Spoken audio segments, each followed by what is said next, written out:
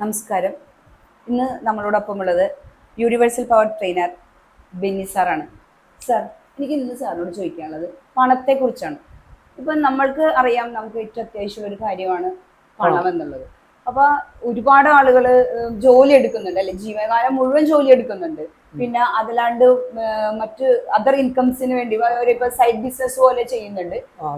എങ്കിൽ പോലും അവർ വിചാരിക്കുന്ന ഒരു രീതിയിലേക്ക്, അല്ല അവർ ആഗ്രഹിക്കുന്ന ഒരു രീതിയിലേക്ക് അവർക്ക് പണം കിട്ടുന്നുണ്ട്. പക്ഷെ ചിലപ്പോൾ അത് വേറെ വഴിക്കാണെങ്കിലും പോകുന്നുണ്ട്. എന്തുകൊണ്ടാണ് അങ്ങനെ ആ ഒരു സിറ്റുവേഷൻ ഉണ്ടാവുന്നത്? ഓക്കെ ഓക്കെ ഇത് മിക്ക ആൾക്കാർക്കും ചോദിക്കുന്ന ഒരു ചോദ്യമാണ്. മിക്ക ആൾക്കാരും മനസ്സിലുള്ള ഒരു ചോദ്യമാണ്. ഇപ്പോൾ ബിസിനസ് ചെയ്തിട്ടാണെങ്കിൽ അവർ ഉദ്ദേശിക്കുന്ന പോലെയുള്ള ഒരു ഫിനാൻഷ്യൽ ഡെവലപ്മെന്റ് ചിലപ്പോൾ വരാറില്ല. ഫിനാൻഷ്യലി പ്രശ്നങ്ങൾ വരുന്നു, അതിലൊരു ഇമ്പ്രൂവ്മെൻ്റ് ഇല്ല. അപ്പോൾ ഇതിന് കാരണം എന്ന് പറഞ്ഞാൽ, പണം എന്ന് പറയണത് സത്യത്തിൽ നമുക്ക് അന്യമാണെന്നുള്ളൊരു മൈൻഡ് കുട്ടിക്കാലം തൊട്ട് നമ്മുടെ മൈൻഡിൽ കയറി കിടപ്പുണ്ട്. അതൊരു കുഞ്ഞു വളരുമ്പോൾ തൊട്ട് ഒരു ദരിദ്രൻ്റെ മൈൻഡ് സെറ്റ് ആയിപ്പോണ ഒരു സിസ്റ്റം നമ്മളുടെ സംസ്കാരത്തിനും പാരമ്പര്യത്തിനും ഒക്കെ ഉണ്ട്. അത് കുട്ടിക്കാലം പോലെ നമ്മളുടെ വരുമാനവും നമ്മളുടെ കപ്പാസിറ്റി അനുസരിച്ചിട്ടാണ് സാമ്പത്തിക കാര്യങ്ങൾ കുട്ടികളെ പറഞ്ഞു പഠിപ്പിക്കണം. ഇപ്പോൾ നമ്മൾ കുഞ്ഞിന് പറയണം, എനിക്ക് ഇപ്പോൾ ഇലക്ട്രിക്കൽ ഇറങ്ങണ ഇതില്ലേ, ഇലക്ട്രിക്കൽ ജീപ്പുകൾ പിള്ളേർ ഓടിക്കണം, ഒരു 4 വയസ്സ് 5 വയസ്സുള്ള. ഇന്നിപ്പോൾ പൈസ ഇല്ലാത്തവനും മേടിക്കും, അങ്ങനത്തെ ഒരു മൈൻഡ്. പക്ഷേ നമ്മളുടെ കുട്ടിക്കാലം നോക്കിക്കഴിഞ്ഞാൽ നമ്മളുടെ റേഞ്ചിന് മേലെയുള്ള സാധനങ്ങൾ നമ്മളെ കൊണ്ട് കഴിയൂലെന്നും നമുക്ക് അതിനുള്ള പണമില്ലെന്നുമാണ് കുട്ടിക്കാലം പോലെ പറഞ്ഞു പഠിപ്പിക്കുന്നത്. ഇന്നും അങ്ങനത്തെ ആൾക്കാരുണ്ട്. അപ്പോൾ നമുക്കതിനുള്ള ഫണ്ടില്ല, നമുക്കതിന് കഴിയൂല, അതെല്ലാം പൈസ ഉള്ളവരിക്കണം, അതിന് കുറേ പൈസ വേണം, അതൊന്നും നമുക്കുള്ള അതിനുള്ള വരുമാനമില്ല എന്നുള്ള രീതി കുട്ടിക്കാലം പോലെ നമ്മുടെ മൈൻഡിൽ സബ് കോൺഷ്യസ് മൈൻഡിൽ സ്റ്റോറാണ് പല സാഹചര്യങ്ങളിലൂടെ. അത് മാതാപിതാക്കളിലൂടെയും സമൂഹത്തിലൂടെയും ബന്ധുക്കളിലൂടെയും നമ്മൾ പഠിക്കുന്ന പല സിറ്റുവേഷനിലൂടെയും കടന്നു വന്നിട്ട് നമ്മളിപ്പോൾ പക്വതയും മെച്യൂരിറ്റിയൊക്കെ വരുന്ന സമയത്ത് നമ്മൾ ബിസിനസ് ചെയ്യണം. ഈ ബിസിനസ് ചെയ്യുന്ന സമയത്ത് നമ്മുടെ ഉള്ളിൽ കിടക്കണ സബ് മൈൻഡിൽ കിടക്കണത് പണത്തിന് ഓപ്പോസിറ്റ് ആയിട്ടുള്ള ഇങ്ങനത്തെ റോങ് കാര്യങ്ങളാണ്. എന്നിട്ടാണ് നമ്മൾ ഈ പറഞ്ഞ പോലെ പലതും ചെയ്യാനായിട്ട് ആഗ്രഹിക്കുകയും അതിനായിട്ട് ശ്രമിക്കുകയും ചെയ്യും. അപ്പോൾ നമ്മളൊരു 100% നമ്മൾ ചെയ്യണതിൽ ഫിനാൻഷ്യൽ ഡെവലപ്മെൻറ്റിൽ എത്താൻ പറ്റും എന്ന് കറതീർന്ന രീതിയിൽ വിശ്വസിക്കുന്ന ഒരു അവസ്ഥയിൽ എത്തൂല. നമ്മൾ ഒരു സംശയ മൈൻഡിൽ തന്നെ, ഒരു പരീക്ഷ മൈൻഡിൽ തന്നെ ആയിരിക്കും നമ്മളെല്ലാം ചെയ്യണം. അപ്പൊ നമ്മൾ അങ്ങനെ ഒരു സംശയത്തിന്റെ കാര്യമില്ല, അതിലേക്ക് എത്തണം എന്ന് നമ്മൾ തീവ്രമായി ആഗ്രഹിച്ചു പോകണം, എന്നാലേ നമുക്ക് നമ്മുടെ കയ്യിലേക്ക് പണം വരൂ എന്നാണോ സാർ ഉദ്ദേശിക്കുന്നത്? ഇല്ല, അതുകൊണ്ട് മാത്രമല്ല. പണം, അതായത് ഫിനാൻഷ്യലി ഡെവലപ്മെന്റ് ഉള്ള ഒരു സ്റ്റേജ് എന്ന് പറഞ്ഞാൽ, ഞാൻ എൻ്റെ എക്സ്പീരിയൻസിൽ നിന്ന് മറ്റുള്ളവരെ സ്റ്റഡി ചെയ്ത് മനസ്സിലാക്കുന്നത്, ഒരാൾക്ക് ഫിനാൻഷ്യലി ഉള്ള ഡെവലപ്മെന്റിൽ അയാൾ നിലനിൽക്കണം, അതുപോലെ ഫിനാൻഷ്യലി ഉള്ള ഡെവലപ്മെന്റിൽ അയാൾ ഉയർന്നുകൊണ്ടേയിരിക്കും. മീൻസ് ചില ആൾക്കാർ സാമ്പത്തികമായിട്ടൊന്ന് ഉയർച്ചയിൽ വന്നിട്ട് വീണ്ടും താഴെ പോണവരുണ്ട്. ആദ്യം കുറച്ച് പൈസയൊക്കെ ഉണ്ടെങ്കിൽ വീണ്ടും താഴത്തേക്ക് പോകും. ചില ആൾക്കാർ സാമ്പത്തിക ഉയർച്ചയിൽ എത്തിയിട്ട് പിന്നെ അതിൻ്റെ അപ്പുറത്തേക്ക് പിന്നെ പോകില്ല, ഒരേ അവസ്ഥയിൽ തന്നെ ഇന്നും പോകും. എത്ര കാലം കഴിഞ്ഞാലും പിന്നെ അതിനപ്പുറത്തേക്ക് അവർക്ക് പോകാൻ പറ്റില്ല. അപ്പോൾ ശരിക്കും ഫിനാൻഷ്യലിയുടെ കാര്യത്തിൽ വരേണ്ടത്, നമ്മൾ ഓരോ വർഷത്തെ കണക്ക് നോക്കുമ്പോൾ നമുക്ക് എന്തെങ്കിലും ഒരു വരുമാനം കൂടുന്ന രീതിയിലോട്ടുള്ള ഒരു ട്രാക്കിൽ നമ്മൾ എത്തണം. അപ്പോൾ അങ്ങനെ എത്താത്തതിൻ്റെ കാരണം എന്താണെന്ന് പറഞ്ഞാൽ, നമ്മുടെ മൈൻഡ് സെറ്റ് തന്നെയാണ് അതിന് ഇനിയിപ്പോൾ ഞാൻ പറയാൻ പോണ കാര്യങ്ങൾ പറയുമ്പോൾ സിമ്പിളിന് കുറച്ചും കൂടി ഐഡിയ മനസ്സിലാവും. ഇപ്പോൾ സിമ്പിളിന് ആഗ്രഹം, അത് സിമ്പിളിന് ഇപ്പോൾ ഒരാളായിട്ട് നല്ല ഡീപ്പ് അറ്റാച്ച്മെൻറ്റ് ഉണ്ടാക്കണമെന്ന് ആഗ്രഹമുണ്ടെന്ന് വിചാരിക്കും. ഒരാളായിട്ട് ഇപ്പോൾ മനുഷ്യരുടെ മൈൻഡിൽ ഇങ്ങനെയുള്ള എഴുതിക്കണം, ഭയങ്കര പണക്കാരനായിട്ടുള്ള ഒരാൾ, ആ ആളായിട്ട് നല്ല ഡീപ്പ് ബന്ധം ഉണ്ടാക്കുകയാണെങ്കിൽ നമ്മൾ രക്ഷപ്പെട്ടു, അയാളുടെ ഹെൽപ്പ് ഉണ്ടാവും, സപ്പോർട്ട് ഉണ്ടാവും, ഇങ്ങനത്തെ ചിന്താഗതിയുള്ള ആൾക്കാരുണ്ട്. അപ്പോൾ അങ്ങനെയാണെങ്കിൽ ഏത് തരത്തിലാണെങ്കിലും, പണക്കാരനല്ലാത്ത ആളാണെങ്കിലും പണമുള്ളവനാണെങ്കിലും, നമുക്ക് ഒരാളായിട്ട് നല്ല ഡീപ്പ് ഫ്രണ്ട്ഷിപ്പ് ഉണ്ടാക്കണമെന്ന് നമ്മൾ ആഗ്രഹിച്ച് അയാളോട് അറ്റാച്ച്മെൻറ്റ് ചെയ്യുമ്പോൾ അയാൾക്ക് നമ്മളോട് വെറുപ്പ് വന്ന രീതിയില, അല്ലെങ്കിൽ അയാൾക്ക് ഇറിറ്റേഷൻ വന്ന രീതിയില, അല്ലെങ്കിൽ അയാൾ അവോയ്ഡ് ചെയ്യുന്ന രീതിയില, അയാൾ ഇൻസൾട്ട് ചെയ്യുന്ന രീതിയിലൊക്കെ നമ്മൾ പെരുമാറി സംസാരിക്കുകയും ചെയ്താൽ അയാൾ നമ്മളോട് അടുക്കും? ഒരിക്കലും അടുക്കില്ല. ഡീപ്പ് ഫ്രണ്ട്ഷിപ്പ് തൊട്ട് അയാളായിട്ട് ജസ്റ്റ് ഒരു അടുപ്പം പോലും ഉണ്ടാക്കാൻ പറ്റില്ല. കാരണം അയാളെക്കുറിച്ചുള്ള ചിന്താഗതിയിലും അയാളോട് സംസാരിക്കുന്ന രീതിയിലെല്ലാം റോങ്ങാണ്. അപ്പോൾ അടുക്കില്ല. അപ്പോൾ പണം എന്ന് പറയണത് സംഭവം പ്രത്യക്ഷത്തിൽ നോക്കുമ്പോൾ ഒരു ഒബ്ജക്റ്റാണ്, ഒരു കറൻസി ആണെങ്കിലും അതൊരു ഊർജ്ജത്തിൻ്റെ ഔട്ട്പുട്ടാണ് പണം. മനസ്സിലാക്കാൻ പറഞ്ഞത്? ഒരു ഊർജ്ജമാണ് പണമാണ്. അതിനെക്കുറിച്ച് ഞാൻ വിശദീകരിച്ച് തരാം. അപ്പോൾ ഈ ഊർജ്ജമാണ് പണമാണ് എന്നുള്ളത് അവിടെ നിൽക്കട്ടെ. ഈ പണം വേണമെന്ന് ആഗ്രഹിക്കുന്ന, സാമ്പത്തിക ഉയർച്ചയിൽ എത്തണമെന്ന് ആഗ്രഹിക്കുന്ന ആൾക്കാർ ഒരു മാസത്തെ കണക്ക് നോക്കിയാൽ പണത്തെക്കുറിച്ച് അവർ കൂടുതൽ സംസാരിച്ചിരിക്കുന്നത് നെഗറ്റീവ് വേർഡ്സ് ആയിരിക്കുമോ പോസിറ്റീവ് വേർഡ്സ് ആയിരിക്കും? കൂടുതൽ സംസാരിച്ചേക്കണം, ചിന്തിച്ചേക്കണം. അവർ കൂടുതൽ നെഗറ്റീവ് ആയിരിക്കും. കാരണം എന്ന് വെച്ചിട്ടുണ്ടെങ്കിൽ, നമ്മൾക്ക് നമ്മുടെ വരവ് എന്ന് പറയുന്നത് ഒരു കൺസ്റ്റന്റ് ആണ്, പക്ഷെ നമുക്ക് ചെലവുകൾ വരുന്നുണ്ട് ഒരുപാട് അല്ലെ. ചെലവുകളാണല്ലോ നമുക്ക് കൂടുതൽ വരുന്നത്. അപ്പൊ ആളുകൾ സാധാരണയായിട്ട് ഇപ്പൊ ഒരു പെട്ടെന്നൊരു ഹോസ്പിറ്റൽ കേസ് അല്ലെങ്കിൽ ഒരു കുറി അടിച്ചു എന്ന് വിചാരിക്കുക, അപ്പൊ തന്നെ നമ്മൾക്ക് ഒരു അസുഖം വന്നത് നമ്മൾ ആദ്യം വിചാരിക്കുന്നത് എന്താണ്, ദൈവമേ എന്തെങ്കിലും കാശും കൂടെ വന്നു കഴിഞ്ഞാൽ ഉടനെ തന്നെ ആ പൈസ പോയി എന്നാണ് നമ്മൾ ചിന്തിക്കുന്നത്. അങ്ങനെയാണല്ലോ ഒരു സാധാരണക്കാരായ ആളുകളുടെ ചിന്താഗതി. അതെ അതെ. അപ്പൊ പൈസ വന്നു കഴിയുമ്പോ പോകുമ്പോ ഒരു ടെൻഷനാണ്. നമ്മൾ കഷ്ടപ്പെട്ട് അത്ര നാൾ ഉണ്ടാക്കിയ ഒരു പൈസയാണിത്. അതങ്ങ് പോകുമ്പോ നമുക്ക് ഓൾറെഡി വിഷമം വരുമല്ലോ. അപ്പൊ അത് നമ്മുടെ കയ്യിൽ നിലനിൽക്കാൻ മാർഗമുണ്ടോ? സിമ്പിള്. ഇത് ഞാൻ എൻ്റെ അനുഭവം സിമ്പിൾ പറയണതിന് ഭീകരാവസ്ഥ പോയാ. ഞാൻ പറഞ്ഞില്ലേ, ഇന്നത്തെ ഒരു 3 കോടി രൂപയുടെ ബാധ്യതയുള്ള കടബാധ്യത വർഷങ്ങൾക്ക് മുമ്പ് എനിക്ക് ഉണ്ടായി. ആ സമയത്ത് ഞാൻ 200 മേലെ ആൾക്കാർക്ക് പൈസ കൊടുക്കാണ്ടായിരുന്നപ്പോൾ എല്ലാ ദിവസവും ആൾക്കാർ അസഭ്യം കേൾക്കണം.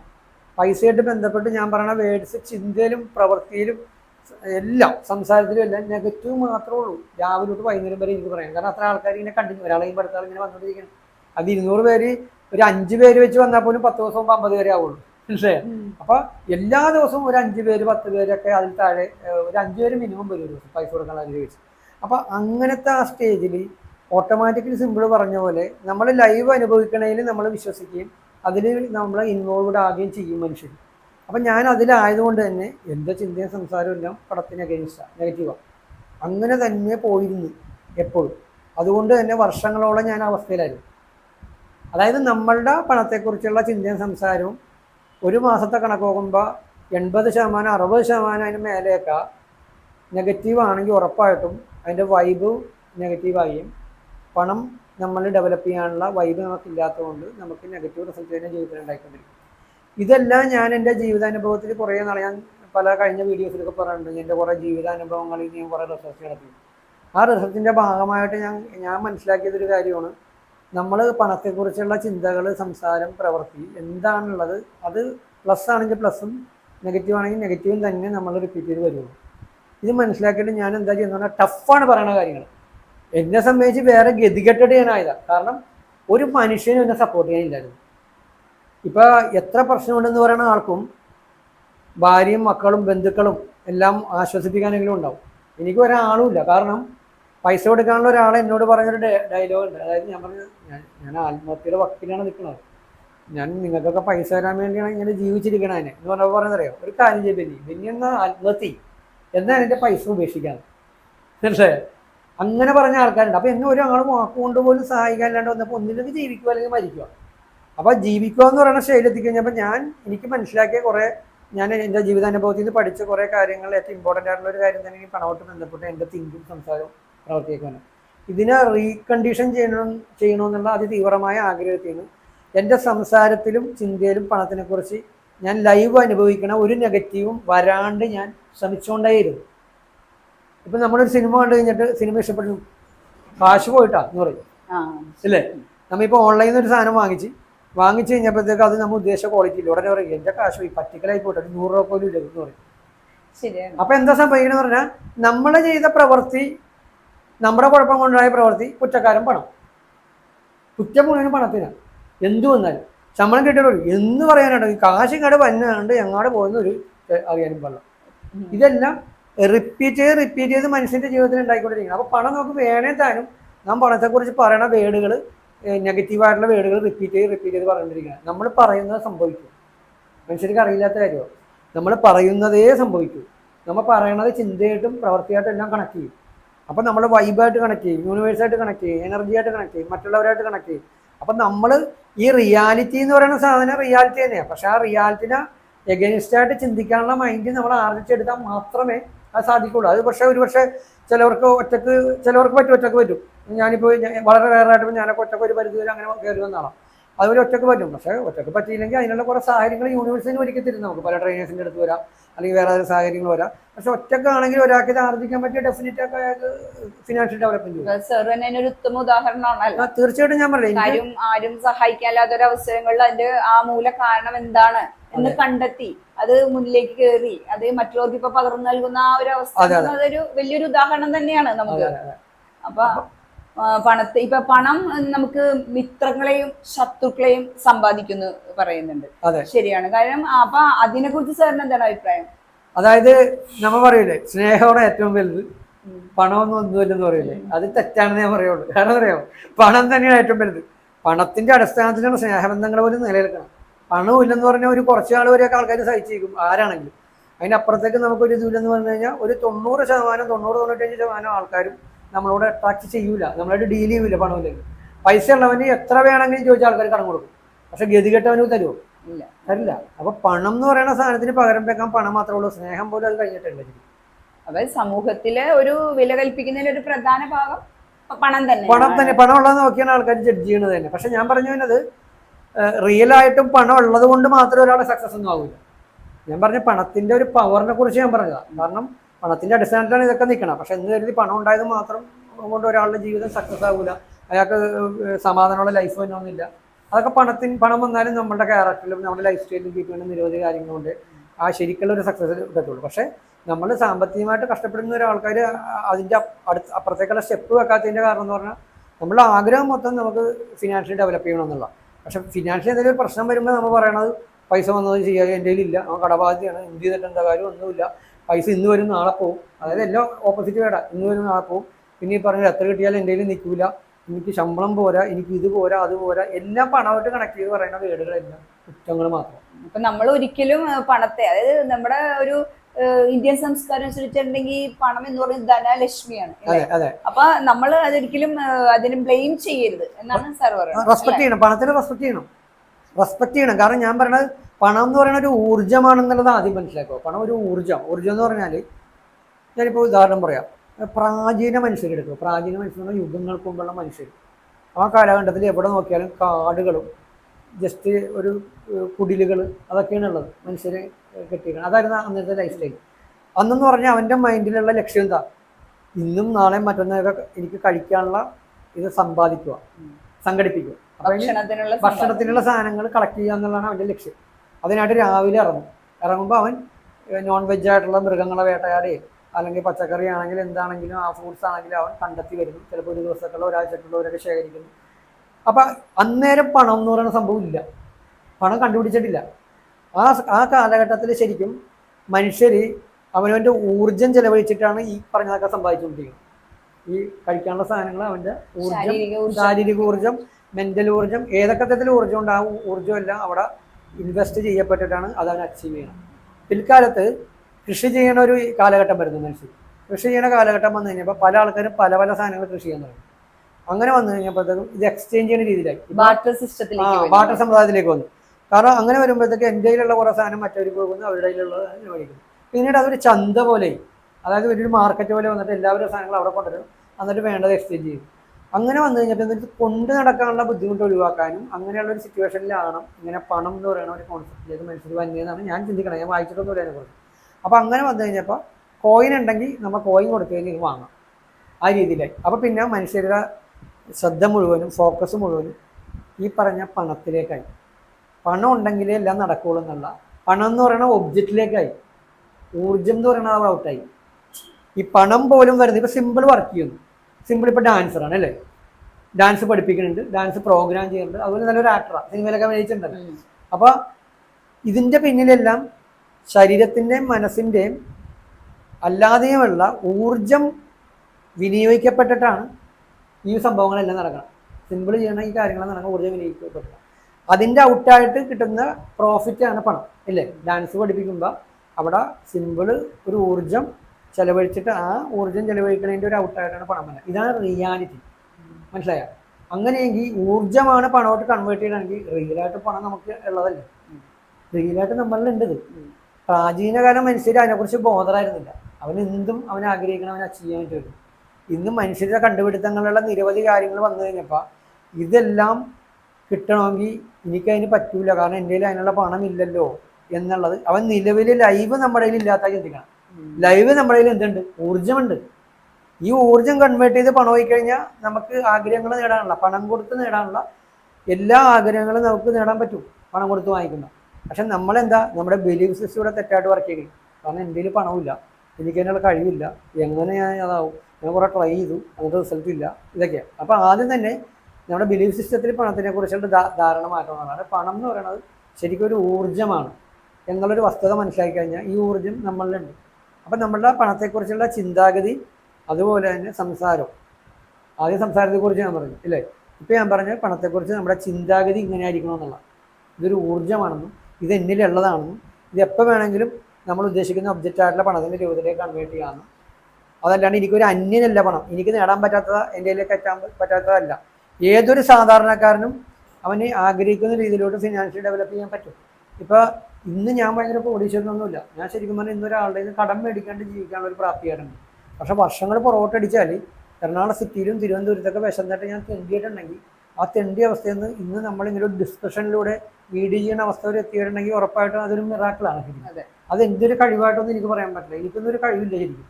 എല്ലാ മനുഷ്യർക്കും യൂണിവേഴ്സിൻ്റെ പവറും മെൻ്റൽ പവറും ഉണ്ട്. അത് ഉപയോഗിക്കാൻ ശ്രമിച്ചാൽ മതി. അത് ഉപയോഗിക്കാൻ ശ്രമിക്കുമ്പോൾ ഇതെല്ലാം നമ്മൾ വർക്കിംഗ് ആവും.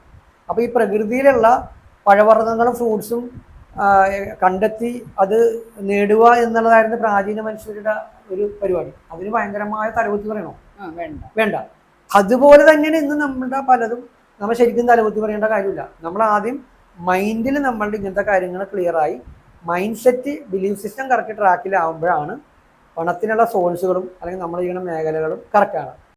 സാറ് പറഞ്ഞു നമ്മള് പണത്തെ കുറിച്ച് എന്ത് ചിന്തിക്കുന്നുവോ അതായിരിക്കും നമുക്ക് റിട്ടേൺ കിട്ടുന്നത്. ഇപ്പൊ നമ്മുടെ ചിന്തകള്, മറ്റേ നമ്മള് സംസാര രീതികള് എല്ലാവരും നമ്മള് ചിലപ്പോ ഭയങ്കരമായിട്ട് നമുക്ക് പണം ഉപയോഗിക്കാൻ പറ്റാതെ വിധമാകുമ്പോൾ നമ്മൾ ശപിച്ചു പോകും പണത്തിനെ കുറിച്ച്. ഇനി വേറെ എന്തെങ്കിലും കാര്യങ്ങൾ ഈ പണത്തിനെ കുറിച്ച് ചിന്തിക്കേണ്ടതായിട്ടുണ്ടോ? തീർച്ചയായിട്ടും പണത്തെക്കുറിച്ചുള്ള വാക്കുകള്, ചിന്ത, പ്രവൃത്തി, ഇത് മൂന്നും ബാലൻസ് ആയി കഴിഞ്ഞാൽ നമ്മൾ ഇങ്ങനെ മേഖലകളിൽ ഇമ്പ്രൂവ്മെന്റ് വരും. അതായത് നേരത്തെ ഇപ്പം ഞാൻ പറഞ്ഞ ചിന്ത പറഞ്ഞ് സംസാരം പറഞ്ഞു, അടുത്താണ് പ്രവൃത്തി. ഇത്ര ഭയങ്കര ഫിനാൻഷ്യൽ ഡെവലപ്മെന്റ് വേണമെന്ന് ആഗ്രഹിക്കുന്ന ഒരാൾ അയാൾ പണം കൈകാര്യം ചെയ്യുന്ന രീതിയിൽ ഫാൾട്ടുകൾ ഉണ്ടെങ്കിൽ അപ്പം ഫിനാൻഷ്യൽ ഡെവലപ്പ് ചെയ്യും. കൈകാര്യം ചെയ്യുന്ന ഇപ്പം നോട്ട് കൈകാര്യം ചെയ്യുന്ന രീതി, ഇപ്പം ചില ആൾക്കാരുടെ കയ്യിൽ ചിലപ്പോൾ 10ൻ്റെ നോട്ടായിരിക്കും, അല്ലെങ്കിൽ ചില്ലറകളായിരിക്കും, കൊല്ലങ്ങളോളം അവിടെ വെറുതെ ഇരിക്കും. ശ്രദ്ധിച്ചാൽ നല്ല മൂടിയൊക്കെ വെച്ചിട്ടുണ്ടാവും അല്ലേ? ഞാൻ ഒരു കാലത്തില്ലേ 5 രൂപ ബസ് കാശിന് 4 രൂപയുള്ളൂ, 1 രൂപ കുറവാണ് പൈസ ഇല്ലാത്ത സമയത്ത്. അപ്പോൾ അവിടെ 5 രൂപ ആണെങ്കിൽ 1 രൂപ വേണം. ആ 1 രൂപക്ക് വേണ്ടി ഒരു നിവൃത്തിയില്ലാണ്ട് അന്നേരം ഈ ആൾക്കാരുടെ കയ്യിൽ തന്നേണ്ട അവസരമോടെ എത്തിയിട്ടില്ല. അപ്പോൾ ഞാൻ ആലോചിച്ചിട്ട് പക്ഷേ എവിടെയെങ്കിലും കിടപ്പുണ്ടാവും താഴ്ത്ത്, അങ്ങനെ വരെ അന്വേഷിക്കുന്നത്. അപ്പോൾ 1 കോടി രൂപ എന്ന് പറഞ്ഞാൽ 1 കോടി രൂപക്ക് 1 രൂപ കുറവുണ്ടെങ്കിൽ 1 കോടി ആവും. അപ്പോൾ 1 രൂപക്ക് പോലും നമ്മൾ വാല്യൂ വെക്കണം. നമ്മളിപ്പോൾ നിക്ഷേപം ആയിട്ട് നമ്മളൊരു കുടുക്കയിൽ ഇടണമെങ്കിൽ ഓക്കെ, അത് നമ്മളൊരു കാര്യത്തിന് വേണ്ടി ലക്ഷ്യം വെച്ചിട്ട് ഇടണം. അല്ലാണ്ട് പോയിന് അവിടെ മൂലക്ക് അവിടെ ബുക്കിൻ്റെ ഇടയിൽ എവിടെയൊക്കെ കുറേ ആളുകളോടും വെക്കണം എന്ന് പറഞ്ഞാൽ പണത്തിന് നമ്മൾ പുല്ല് വില കൊടുക്കണം എന്നുള്ളതാണ്. അപ്പോൾ പണം കൈകാര്യം ചെയ്യണതിലുള്ള മിസ്റ്റേക്കിൽ ഒരു കാര്യം കൂടി പറഞ്ഞാൽ ഇനിയും പറയേണ്ട കുറച്ച്. പിന്നെയുള്ളതാണ് നമ്മൾ പൈസ ചുരുക്കി മടക്കി കൂട്ടിയൊക്കെ വെക്കണം. മടക്കി കൂട്ടിയൊക്കെ വെക്കും. മീൻസ് ഇതിലൊന്നും കഥയില്ലെന്ന് പറയും. കാരണം ഒരിക്കലും ഒരു വീഡിയോ ചെയ്തപ്പോൾ ഒരാൾ പറഞ്ഞ് ഒരു വലിയ സെലിബ്രിറ്റി ആയിട്ടുള്ള ആൾ പണം ഇങ്ങനെ ചുളിച്ചു കൂട്ടി എറിയണ ആൾക്കാർക്ക് ഞാൻ പറയണത് ആ കർമ്മക്കുള്ളത് എങ്ങനെ വന്നാലും തിരിച്ചടിക്കും മരിക്കണതിന് മുമ്പ്. കാരണം എന്താണെന്ന് പറഞ്ഞാൽ അനേകം ആൾക്കാർക്ക് ഈ ഏറ്റവും നികൃഷ്ട ജീവികൾക്ക് അല്ലെങ്കിൽ വിശക്കുന്ന ജീവികൾക്ക് ഭക്ഷണം എറിഞ്ഞു കൊടുക്കണ പോലെ ഇന്ന് പറഞ്ഞ് കൂട്ടിയിടിയാക്കുന്ന രീതിയിലുള്ള പണികൾ ശരിക്കും റോങ്ങാണ് പബ്ലിക്കായിട്ട് ചെയ്യണം. ഇതൊക്കെ വീഡിയോയിൽ കണ്ടിട്ടുള്ള ആൾക്കാർ പറഞ്ഞുകൊണ്ടിരിക്കണം. അപ്പോൾ അതൊക്കെ ശരിക്കും പറഞ്ഞൊരു ലോജിക്കില്ല ആ കാര്യങ്ങൾക്കെല്ലാം. അപ്പം നമ്മൾ പേഴ്സണലി ഉപയോഗിക്കുമ്പോൾ നമ്മൾ പണത്തിന് ഇപ്പം ഉദാഹരണം പറഞ്ഞില്ല, നമ്മളുടെ ചില ജ്വല്ലറികളിലും അല്ലെങ്കിൽ പഴയ ചില കടകളിലൊക്കെ ഇന്നത്തെ ആൾക്കാർ ഇന്നിപ്പോൾ ഡിജിറ്റലാണല്ലോ കൂടുതൽ, എന്നാൽ പോലും ഈ റിയലായിട്ടും സക്സസ്ഫുൾ ആയിട്ടുള്ള ബിസിനസ്സുകാരില്ലേ അവർ പണം അടുക്കി വെക്കണ നീറ്റായിട്ടായിരിക്കും. ശ്രദ്ധിച്ചിട്ടുണ്ടോ? കോയിൻ വേറെ സ്ഥലത്ത് പൈസ തരുമ്പോഴൊക്കെ ഇതിങ്ങനെ കാണിക്കണ കൃത്യം, അത് ഭയങ്കര നീറ്റായിട്ടാണ് കൈകാര്യം ചെയ്യുക. ഇപ്പം നമ്മുടെ ഏറ്റവും കൂടുതൽ പണം ഇപ്പം ഇവിടെ ഈ സ്ഥലം ആയിക്കോട്ടെ അല്ലെങ്കിൽ എറണാകുളം ജില്ലയിലായിക്കോട്ടെ ഏത് ജില്ല എടുത്ത് നോക്കിയാലും ഏറ്റവും കൂടുതൽ ലിക്വിഡ് ക്യാഷ് ഇരിക്കണം എവിടെയെന്ന് പറയാം.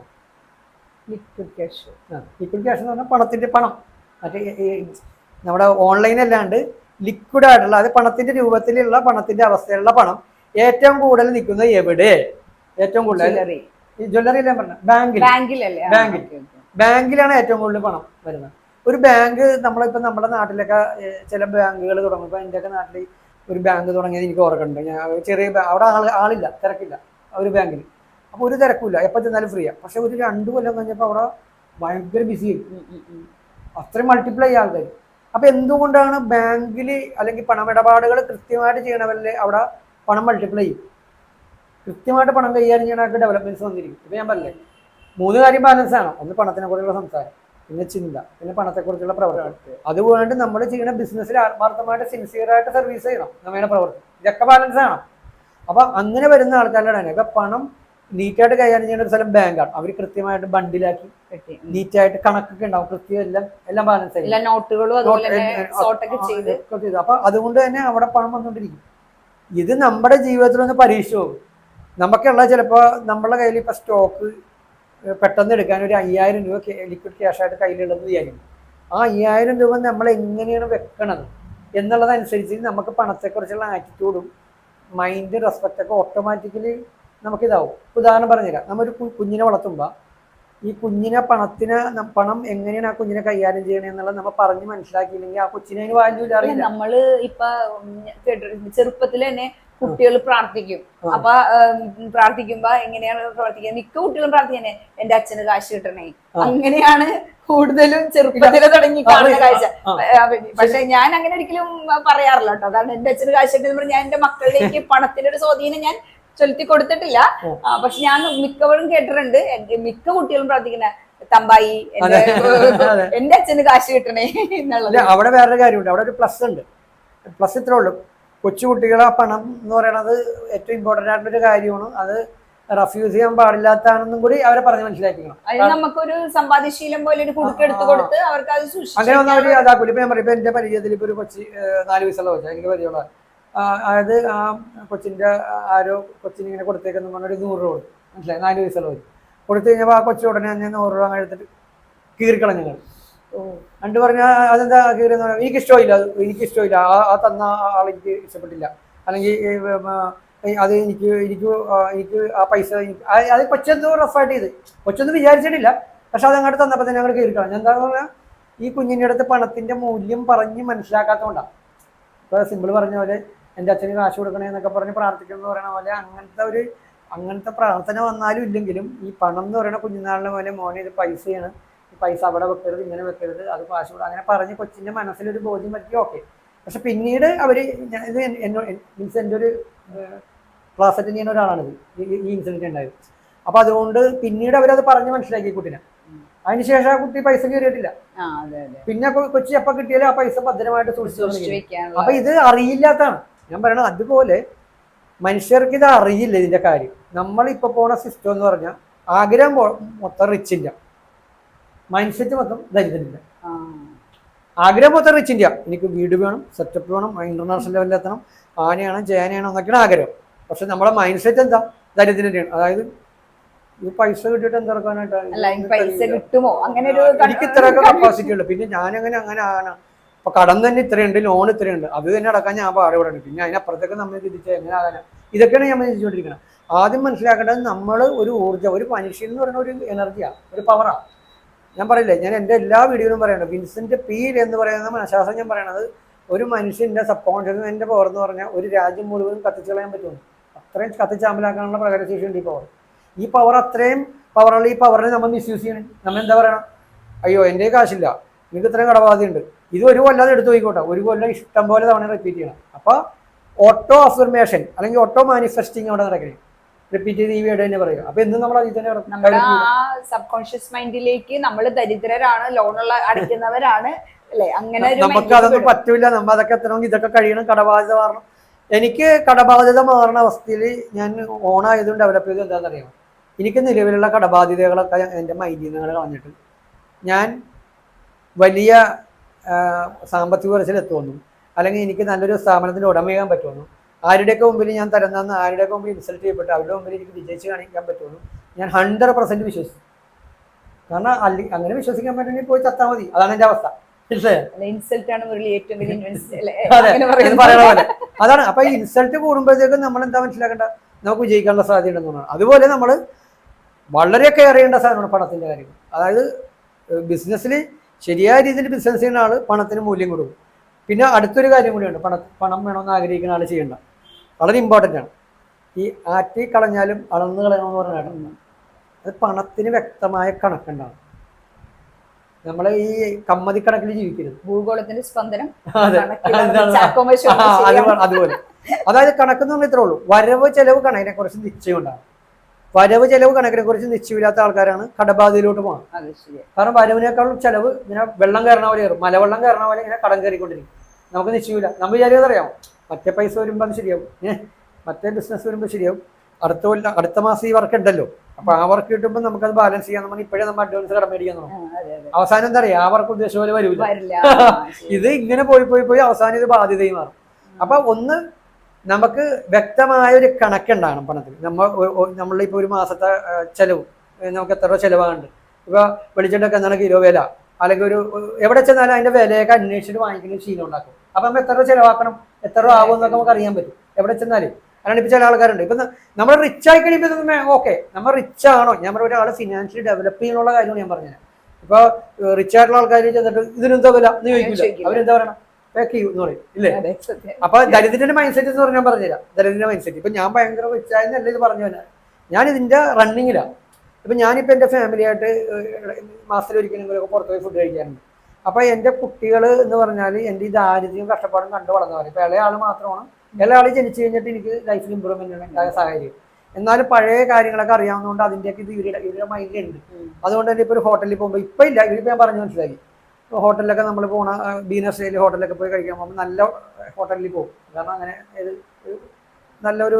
നല്ല ഇഷ്ടപ്പെട്ട ഫുഡ് കിട്ടുന്ന ഒരു നല്ല വൈബൊക്കെ ഉള്ള. അപ്പോൾ അവിടെ സാധാരണ ഹോട്ടലിന് എക്സ്പെൻസീവ് ആയിരിക്കും, നല്ല ഫുഡായിരിക്കും. അപ്പോൾ അവിടെ ചെല്ലുമ്പോഴത്തേക്കും ഇവർ നോക്കണേ എന്താണെന്നറിയോ, മെനുവിൽ ഏത് സൈഡ് നോക്കും, എല്ലാവരും ചെയ്യണത് റൈറ്റ് സൈഡിലുള്ള വില നിലവാര പട്ടികയുടെ ഏറ്റവും കുറവ് അവിടെ നിൽക്കും. ചക്കായി ലെഫ്റ്റിലോട്ട് കൊണ്ടുപോയി എന്താ ഐറ്റം ഇങ്ങനെ നോക്കണം. അപ്പൊ ഞാൻ ആദ്യമായിട്ട് ഇങ്ങനെ പോയി കഴിഞ്ഞപ്പോൾ ഞാൻ പറഞ്ഞു നിങ്ങൾക്ക് ഇഷ്ടമുള്ളതൊക്കെ വാങ്ങിച്ചു തരാണ് നമ്മൾ പോകണമെന്ന്. എന്നൊക്കെ പറയാം. എന്നിട്ട് ഇവര് വില നോക്കണേ, എന്നിട്ട് ഇത് മേടിച്ചോട്ടെ. ഞാൻ പറയുന്നത് തന്നെ ഇത്ര കുറഞ്ഞത് നോക്കണം, ഇതാണ് ഇഷ്ടപ്പെട്ട, അല്ലെ ഇതാണ് വില കുറവുള്ളത്. ഞാൻ പറഞ്ഞു നിങ്ങൾ വില കുറവ് നോക്കണ്ട, ഇന്ന് നിങ്ങൾക്ക് വേണ്ട ചിലവ് എത്രയായാലും ഞാൻ വയ്ക്കും, പേടിക്കണ്ട. ആണോ ഓക്കെയാണോ, പിന്നെ പിണങ്ങരുത്. ഇത് കഴിഞ്ഞിട്ട് തിരിച്ചു വീട്ടിലത് പണ്ടൊക്കെ അങ്ങനെയല്ലേ, പണ്ട് തിരിച്ചു വന്നപ്പോ നിങ്ങൾ എന്തോ ഹോട്ടലിൽ അവിടെ ചെല്ലുമ്പോൾ അത് വെയിറ്റർ വന്നപ്പോ നിങ്ങൾ അത് പറഞ്ഞതൊക്കെ പറയും. നമ്മുടെ പോക്കറ്റ് നെഞ്ചിൽ പക്ഷെ ഞാൻ പറഞ്ഞു എന്താ അറിയോ, ഒരു ഫിനാൻഷ്യൽ ഡെവലപ്മെന്റ് വരുമ്പോൾ നമ്മളുടെ മൈൻഡ് സെറ്റ് മാറും. അപ്പോഴത്തേക്കും നമുക്ക് അതാക്കാം. അതേസമയം ഞാൻ ആ പോയ സമയത്ത് എന്ന് പറയുമ്പോൾ എൻ്റെ എത്ര കാശ് ഉണ്ടെന്ന് നോക്കിയിട്ട് വേണം ഞാൻ ചിലവാക്കുള്ളായിരുന്നു. അപ്പൊ അങ്ങനെ തന്നെ വേണമെന്ന് ഞാൻ പറയാനുള്ളൂ. പക്ഷെ എന്തായാലും നമ്മൾ ജീവിതകാലം മുഴുവൻ അങ്ങനത്തെ ആളായിരുന്നു. നമ്മുടെ വരവിനനുസരിച്ച് ചിലവാക്കിയും വേണം, വരവിൽ കൂടുതൽ ചിലവാക്കാനും പാടില്ല. മനസ്സിലായോ? പണം എന്ന് പറയണത് ഇന്ന് സിമ്പിൾ ജീവിച്ചിരിപ്പുണ്ടെങ്കിൽ ഇന്ന് സിമ്പിളിന്റെ ഹെൽത്തിന് വേണ്ടിയിട്ടാണ് സിമ്പിൾ ഉണ്ടാക്കുന്ന കാശ് കൂടുതൽ ചിലവാക്കേണ്ടത്. അതിന് ശേഷമുള്ള മറ്റുള്ളവർക്ക് വേണ്ടി.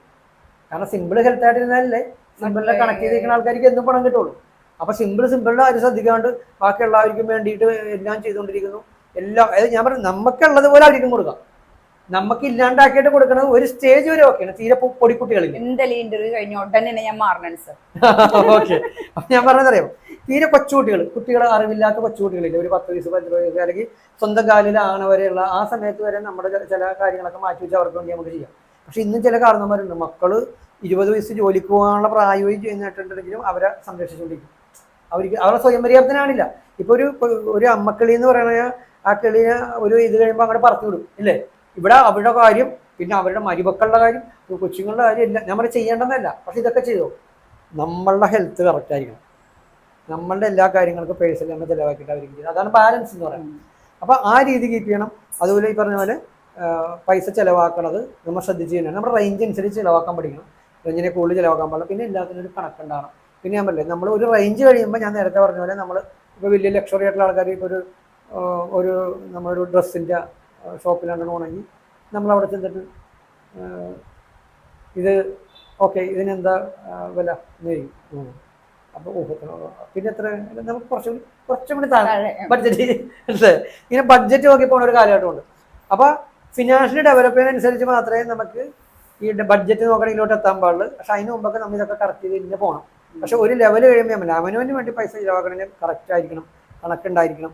റേഞ്ച് വന്നതനുസരിച്ച് നമ്മളുടെ ആ ചേഞ്ച് വരികയും വേണം. ഇപ്പൊ ഒരു സംശയം, ഇപ്പൊ നമ്മുടെ സാധാരണ ഒരു മാതാപിതാക്കൾ ചിന്തിക്കുന്നതാണ്, ഞങ്ങൾ കഷ്ടപ്പെട്ടു അതുപോലെ ഞങ്ങളുടെ മക്കള് കഷ്ടപ്പെടരുത് എന്ന് പറഞ്ഞ് പണം സമ്പാദിച്ച് വെക്കുന്ന ഒരു ശീലമുണ്ട് മക്കളുടെ ഭാവിക്ക് വേണ്ടിയിട്ട്.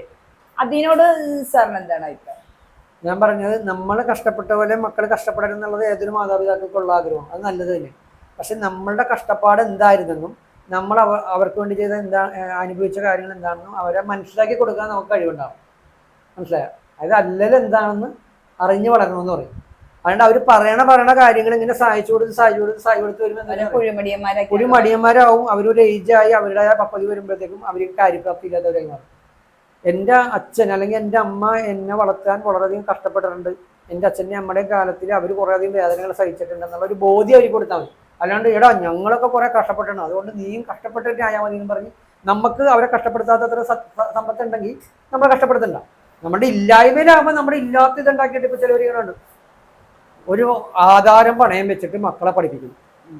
മക്കൾ പഠിച്ച് ഗൾഫിൽ പോകുന്നു. ഗൾഫിൽ പോയി അവർ ഫാമിലിയായിട്ട് അവിടെ സെറ്റിൽഡാണ്. അപ്പനും അമ്മയും ഇവിടെ സെറ്റിൽഡാണ്. അങ്ങാടും കൊണ്ടുപോകില്ല. അവരെ നോക്കാൻ ജോലിക്കാരൻ വെച്ച് അവരൊരു എന്താ പറയുക, അവർക്കൊരു സന്തോഷമില്ലാത്ത ലൈഫായിരിക്കും. പണം വെച്ചിട്ടുള്ള ഗെയിമായിരിക്കും മൊത്തം. അവിടെ അപ്പനും അമ്മയും തമ്മിലുള്ള ഒരു മിംഗ്ലിംഗ് ഒന്നും വരാത്ത രീതിയിലോട്ട് പോകും. അപ്പോൾ അവിടെ എന്താന്ന് പറഞ്ഞാൽ നമ്മളുടെ ആ ബുദ്ധിമുട്ടുകൾ അറിഞ്ഞ് തന്നെ വളരുന്ന രീതിയിലാക്കിയാണ്. അതായത് നമ്മളുടെ കുടുംബം എല്ലാം പണയം വെച്ച് നമ്മുടെ ആധാരം വെച്ച് ലോൺ എടുത്ത് മക്കളെ പഠിപ്പിക്കണമെന്നല്ല ഞാൻ പറഞ്ഞത്. സിമ്പിളായിട്ട് പറഞ്ഞാൽ നമ്മളുടെ കഷ്ടപ്പാടുകൾ എന്താണെന്നുള്ളൊരു ബോധ്യം മക്കൾക്ക് കൊടുത്തിട്ട് വളർത്തുക. നമ്മൾ ഒരു കാര്യം വാങ്ങിച്ചു കൊടുക്കുമ്പോൾ പോലും പറയാം ഇത് ഇത്രയും വിലയൊക്കെയുള്ള സാധനം. ഒരു ഫുഡ് ഇപ്പം ഞാനിപ്പോഴും പറയില്ല, കൊണ്ടുപോകുമ്പോൾ ഓർഡർ ചെയ്യണതിന് അവരിങ്ങനെ പറയും ഇത് മറ്റത്. ഞാൻ പറയാം ഒരു കാര്യം ചെയ്യും, ആദ്യം ഇത് മേടിക്കുക. ഇപ്പൊ ആദ്യത്തെ ഒരു എക്സ്പീരിയൻസ് ആണ് ഞാൻ പറഞ്ഞത്. ഫസ്റ്റ് കൊണ്ടുപോയപ്പോഴൊരു എക്സ്പീരിയൻസ് ഇങ്ങനെ, അല്ലെങ്കിൽ ഒരു രണ്ടാമത്തെ മൂന്നാമത്തെ എക്സ്പീരിയൻസ് വരും. ഇതെല്ലാം പറഞ്ഞു കഴിഞ്ഞിട്ട് ഒരു ഷാർജ ഷേക്ക് കൂടി, ഇത്ര ഫുഡ് അതിനോട് ഒരു ഷാർജ ഷേക്ക്. അപ്പൊ ഇയാൾക്ക് എനിക്കും ഒരു ഷാർജ ഷേക്ക്. ഞാൻ പറഞ്ഞേ വെയിറ്റിനോട് ഞാൻ പറയും ഇത് കാര്യം ചെയ്യും, ഇത് കഴിച്ചു കഴിഞ്ഞിട്ട് ഷാർജ ഷേക്ക് ഞാൻ പറയാം. അപ്പൊ 3 പേരാണ് ഷാർജ ഷേക്ക് പറഞ്ഞേക്കണേ. വൈഫുണ്ട്, 2 പിള്ളേരുണ്ട്. അപ്പൊ ഞാൻ പറഞ്ഞേ ഷാർജ ഷേക്ക് മാത്രം പറഞ്ഞെടുത്താന്ന് പറഞ്ഞേ. ഇതെല്ലാം കഴിച്ചു കഴിഞ്ഞിട്ട് ഞാൻ പറയും ഇനിയിപ്പോ എത്ര ഷാർജ ഷേക്ക് വേണമെന്ന് വെച്ചാൽ പറഞ്ഞേ ഒരെണ്ണം ആദ്യം കൊണ്ടാ, എന്നിട്ട് പപ്പാതി ഞങ്ങൾ കഴിക്കാം, കാരണം കപ്പാസിറ്റി ഇല്ല. ഞാൻ പറയുന്നത് ആദ്യം ഓർഡർ ചെയ്തെങ്കിൽ വേസ്റ്റ് ആകും. അപ്പൊ അതാണ് ഞാൻ പറഞ്ഞത്, നമ്മൾ എല്ലാം കറക്റ്റ് ബാലൻസ് ചെയ്യാൻ ചെയ്തിപ്പോ. അപ്പൊ ഫുഡ് ഒരിക്കലും വേസ്റ്റ് ആക്കരുത്. ഇപ്പൊ മനോജ് കെ ജയൻ ഒരു വീഡിയോയിൽ മോഹൻലാലിനെ കുറിച്ച് പറഞ്ഞൊരു സംഭവം, ഇത് റിയൽ ആയിട്ടും പറഞ്ഞേക്കണോണ്ട് ഞാൻ പറയുന്നത്. മോഹൻലാലും മനോജ് കെ ജയനും കൂടി ഒരു ഷൂട്ട് കഴിഞ്ഞിട്ട് പോണേ. അപ്പൊ ആ സീൻ എടുത്തു കഴിഞ്ഞാൽ അവർ പോകുമ്പോ എന്തോ ഇഡ്ഡലിയും സാമ്പാറും ചട്നിയാണ് ഉള്ളത് കഴിക്കാൻ കൊടുത്തേക്കണം. അപ്പൊ വണ്ടിയിലിരുന്ന് കഴിക്കാൻ മനോജ് എടുത്തുകൊണ്ട് വരും, ടൈമില്ല. അങ്ങനെ മോഹൻലാല് സാമ്പാറൊക്കെ ആയിട്ട് കഴിച്ച് നല്ല സുഖമായിട്ട് കഴിച്ചപ്പോൾ മനോജ് കെ ജയൻ ഇങ്ങനെ ഇഷ്ടമായിട്ടിരിക്കണം. കാരണം മനോജ് കെ ജയന് ഈ സാമ്പാർ അങ്ങോട്ട് പിടിക്കണില്ല, സാമ്പാർ അത്ര ഇഷ്ടമല്ലെന്ന് പുള്ളി. അപ്പൊ ഇതിനെ കുഴച്ച് എന്നിട്ട് കുറച്ച് നിന്ന് അങ്ങനെ എനിക്ക് മതി എന്ന് പറഞ്ഞപ്പോ പുള്ളി മോഹൻലാൽ പറഞ്ഞു എടാ മോനെ അത് അങ്ങനെ കളയണ എന്തിനാണത് എന്നാ കൊണ്ടാ എന്ന് പറഞ്ഞിട്ട് പുള്ളി അത് കഴിച്ചെന്ന് പറയണ മോഹൻലാൽ. അപ്പൊ ഒന്ന് ആലോചിച്ച് നോക്കി, പുള്ളി ഇത്ര റിച്ചാ, പക്ഷെ അത് കണ്ട വന്ന വഴി മറക്കാത്ത ആള്. അല്ലെങ്കിൽ ആ മൂല്യം, അതായത് എത്ര പണം ഉണ്ടെന്ന് വെച്ചിട്ട് ഫുഡിന് കൺമുമ്പിൽ അത് കാണുമ്പോൾ നമുക്ക് ഉൾക്കൊള്ളാൻ പറ്റില്ല. ഇന്ന് ഞാൻ പറയട്ടെ, ഇന്ന് ഞാൻ പറഞ്ഞ ഇപ്പൊ ഞാൻ ഉദാഹരണം മോഹൻലാലിന്റെ പറഞ്ഞെങ്കിലും ഇപ്പൊ എന്നെ ഏറെ കാലത്തൊന്നും കേട്ടാൻ കൊള്ളില്ല മോഹൻലാൽ, അല്ലെങ്കിൽ സിനിമയുടെ ഒപ്പം പോലെ ഇരിക്കാൻ യോഗ്യതയില്ലെന്ന് ഞാൻ പറയുന്നത് കൊണ്ടാണ്. അതായത് അത്ര അവസ്ഥ കിടന്ന ചാളാണ്. പക്ഷെ ഇന്ന് ഞാൻ ഫുഡ് വേസ്റ്റുകളാണ് എനിക്ക് കഴിക്കൂല. ഇപ്പൊ എന്റെ വീട്ടിൽ തന്നെ ഞാൻ നോക്കുമ്പോൾ ഒരു ദിവസം ഉണ്ടായ സംഭവം, മോളെന്തോ പോകാൻ ടൈമായി തിരക്കായി പോയി എന്ന് പറഞ്ഞ് കഴിച്ചിട്ട് പകുതി വെച്ചേക്കും. അപ്പൊ ഞാൻ ഇത് ആരുടെ ഇത് അവളെ വെച്ചിട്ട് ഞാൻ പറഞ്ഞ ആ പ്ലേറ്റിൽ എനിക്ക് എടുത്താൽ അതിന് അങ്ങനെ എവിടെ വെച്ചാൽ വേസ്റ്റ് കളയാൻ പറ്റാൻ ഞാൻ അത് കളയണ്ടെന്ന് പറഞ്ഞു. അത് കളയണ്ട. അങ്ങനത്തെ ഇൻസിഡന്റ് ഉണ്ടായപ്പോൾ ഞാൻ പറഞ്ഞു ഇനി തൊട്ട് ഇതിനെ വിളമ്പി കൊടുക്കരുത്, ആവശ്യത്തിന് അവരെടുത്ത് കഴിക്കട്ടെ, അവർക്ക് ആവശ്യത്തിന് അന്നേരം തോന്നുന്നിടത്ത് കഴിക്കട്ടെ. നമ്മൾ അങ്ങനെ പഠിപ്പിക്കുകയാണ്. കാരണം അറിയോ, നമ്മൾ ഇത്ര ഇതിൽ കഴിക്കുമ്പോൾ അനേകര് ഫുഡ് കിട്ടാണ്ട് ജീവിക്കണ്ടേ പോകുന്നില്ല. നമ്മള് തന്നെ അതുപോലെ ബുദ്ധിമുട്ടിക്കുന്ന അതിലൂടെ ഒരു അവസ്ഥയിൽ കൂടി കടന്നുപോയ ഒരാളാണല്ലോ. അതാണ് ഞാൻ പറഞ്ഞ, നമ്മളുടെ കുട്ടികളെ നമ്മൾ അങ്ങനെ പോയതാണെന്ന് പറഞ്ഞ് കഷ്ടപ്പെടുത്താണ്ട്, അതായത് കഷ്ടപ്പെടുത്താണ്ട് വളർത്തുമ്പോ അവരെ ഇത് പഠിപ്പിച്ചിട്ട് വളർത്തണം. ഞാനപ്പോ പറഞ്ഞതാ അവരോട്. ഞാൻ പിന്നെ വൈകിട്ട് വന്നപ്പോൾ പറഞ്ഞത് നിങ്ങൾ ഭക്ഷണം കഴിക്കുമ്പോൾ നിങ്ങളുടെ ആവശ്യത്തിന് എടുക്കുക. കാരണം ഞാനൊക്കെ ഒരിക്കലും ഇതിനു വേണ്ടി തിണ്ടിയിട്ടുള്ള, അതുകൊണ്ട് നിങ്ങളത് മറക്കരുതെന്ന് പറഞ്ഞു. അപ്പം ഞാൻ പറഞ്ഞത് ഫിനാൻഷ്യലി ഡെവലപ്പ് ചെയ്യണമെന്നും പണം എന്ന് പറയുന്ന സാമ്പത്തികമായിട്ട് ഉയർച്ച വേണം, അതെനിക്ക് പ്ലെന്റി ഓഫ് മണി തന്നെ നല്ല ഡെവലപ്മെന്റ്സ് വേണം എന്നൊക്കെ ആഗ്രഹിക്കുന്ന ആൾക്കാർ ഇതൊക്കെ ബാലൻസ് ചെയ്ത് കീപ്പ് ചെയ്താൽ മാത്രമേ ഇതൊക്കെ സംഭവിക്കുള്ളൂ. പിന്നെ ഒരു കാര്യം മനസ്സിലാക്കേണ്ടത്, ഫിനാൻഷ്യൽ ക്രൈസിസ് ഇല്ലാത്ത ഒരാളും ഫിനാൻഷ്യലി ഡെവലപ്പ് ചെയ്യില്ല. മനസ്സിലായോ? ഒരാളിപ്പോൾ ഏതൊരാളുടെ ചരിത്രം എടുത്തോ, ഏതൊരു ബിസിനസ്മാൻ്റെയും സിനിമ നടൻ്റെയും സിനിമ പ്രൊഡ്യൂസറിൻ്റെയും അല്ലെങ്കിൽ യൂസുഫ് അലി സാറിൻ്റെയും അംബാനിയുടെ ആരുടെയും ചരിത്രം എടുത്ത് പഠിച്ചു, അവരെല്ലാം സാമ്പത്തികമായിട്ട് ഞെരുക്കം വന്നിട്ട് കഷ്ടപ്പെട്ടിട്ടുണ്ട്, കടബാധ്യം ഉണ്ടായിട്ടുണ്ട് അവർക്ക്. അതിൽ നിന്നൊക്കെ അവർ റിക്കവർ ചെയ്യുന്നുണ്ട്. കാരണം എന്താ അറിയോ, അങ്ങനെ ഒരു കടബാധ്യം ബുദ്ധിമുട്ട് വരുമ്പോൾ നമുക്ക് അതിൽ നിന്ന് പഠിക്കാനുണ്ട്. പൈസ എങ്ങനെ കൈകാര്യം ചെയ്യണമെന്ന് നമ്മൾ പഠിക്കും. എങ്ങനെയാണ് നമുക്ക് ആ കടബാധ്യതയിലേക്ക് ചെന്ന് ഒരു തവണ കടബാധ്യത വന്നിട്ട് അതിൽ നിന്ന് റിക്കവർ ആയാലുണ്ട്, രണ്ടാമത് കടബാധ്യതയിൽ പോകാൻ സാധ്യത വളരെ കുറവാണ്. അത് പഠിച്ചിട്ടില്ലെങ്കിൽ വീണ്ടും അതിനാണല്ലോ. പഠിച്ചിട്ടുണ്ടെങ്കിൽ നമ്മൾ ചിന്തിക്കും ഞാൻ ഇന്ന വഴികളിൽ ഒരു ഇതുണ്ടാവുന്നു, ഇനി അങ്ങനെ വേണ്ട. നമ്മൾ ഈ പറഞ്ഞ പോലെ നാളെ അത് കിട്ടുമല്ലോ, ഇപ്പോഴേ നമ്മൾ എടുത്ത് മിക്കവരും ചെയ്യണ പരിപാടിയാണ്. നാളെ എനിക്ക് വർക്ക് കിട്ടും, അതുകൊണ്ട് ഇന്നേ മേടിച്ചേക്കാം, ഓഫർ ഇന്ന് ഓഫർ. എന്ന് പറഞ്ഞൊരു വിദ്യയാണല്ലോ. അപ്പൊ ഞാൻ പറഞ്ഞത് നമ്മളുടെ കയ്യിൽ നമ്മുടെ ലൈഫ് ജീവിക്കുക എന്നുള്ള ഇന്ന് നമ്മൾ ജീവിക്കുക, ഇന്ന് നമുക്ക് എല്ലാം ഒത്തു നമുക്ക് ചെയ്യുക. അല്ലാണ്ട് ഞാൻ പറഞ്ഞ ഇപ്പൊ ലോൺ എടുക്കുക, എല്ലാം ചെയ്യുക, വേണമെങ്കിൽ കാശ് മറിക്കുകയൊക്കെ ചെയ്യാം. പക്ഷെ നമുക്ക് ഓരോ മാസക്കണക്കിലും അതിന് ബാലൻസ് ചെയ്യാനുള്ള പണം ഉറപ്പായിട്ടും ഉണ്ടാകും. അല്ലാണ്ട് അടുത്ത മാസം കിട്ടും എന്നുള്ള പ്രതീക്ഷയിൽ ചെയ്യാൻ പറ്റില്ല. സ്റ്റേബിൾ ആയിട്ടൊരു ഇൻകം നമുക്ക് മന്ത്ലി ഉണ്ടാകും. അത് ബിസിനസ് ആയിക്കോട്ടെ ജോലി ആയിക്കോട്ടെ ഉണ്ടെങ്കിൽ നമുക്ക് ആ വരവനുസരിച്ച് ചിലവാക്കണം, കീപ്പ് ചെയ്തേ പറ്റും, അതിന് കണക്കുണ്ടായാൽ പറ്റും. അപ്പൊ ഞാൻ ഇത്രയും പറഞ്ഞ ഈ കാര്യങ്ങൾ അതിപ്പോൾ ഞാൻ ചർച്ച ചെയ്ത പണത്തെക്കുറിച്ച് ഞാൻ ഈ ടോപ്പിക്കൊക്കെ പറഞ്ഞു കഴിഞ്ഞാൽ കുറെ അധികം ഉണ്ട് ശരിക്കും. കാരണം ഇത് ഇമ്പോർട്ടൻ്റ് ആണ്, എല്ലാം ഇമ്പോർട്ടൻ്റ് ആണ്. പക്ഷേ ഈ കാര്യങ്ങൾ ചർച്ച ചെയ്ത് കഴിഞ്ഞാൽ എനിക്ക് തോന്നുന്നു എൻ്റെ പേഴ്സണൽ ട്രെയിനിങ്ങിൽ ഇതൊക്കെ ഒരു 10-15 സെക്ഷൻ ഉണ്ട്. ഒരു ക്ലാസ് എന്ന് പറഞ്ഞാൽ 45 മിനിറ്റാണ്. അപ്പോൾ അത്രയധികം സെക്ഷൻ ഉണ്ട്. ഇതെല്ലാം നമുക്ക് വീഡിയോ പറയാൻ പറ്റില്ല. കാരണം ഓരോ ആൾക്കാരെ സെൻസ് ചെയ്ത് അവരുടെ രീതികൾ എങ്ങനെയാണെന്നുള്ളത് മാറ്റേണ്ടത് അവർക്ക് ഓരോരുത്തർക്കും ഡിഫറൻ്റ് ആയിരിക്കും ഗൈഡൻസ് കൊടുക്കുന്ന രീതി. അപ്പോൾ ഇങ്ങനെയൊക്കെയാണ് കാര്യങ്ങൾ. അപ്പോൾ എന്തായാലും നമുക്ക് മൈൻഡപ്പ് ചെയ്യാം അല്ലേ. അപ്പോൾ ഇത്രയും നേരം നമ്മളോടുണ്ടായിരുന്ന ബെന്നി സാറ് പണത്തെക്കുറിച്ച് നമുക്ക് ഒരു ചെറിയ ഒരു ക്വസ്റ്റ്യൻ ആണ് നമുക്ക് ഇനിയും ഒത്തിരി നല്ല നല്ല വീഡിയോകളുമായി ഞങ്ങൾ വീണ്ടും വരുന്നതാണ്. നമസ്കാരം.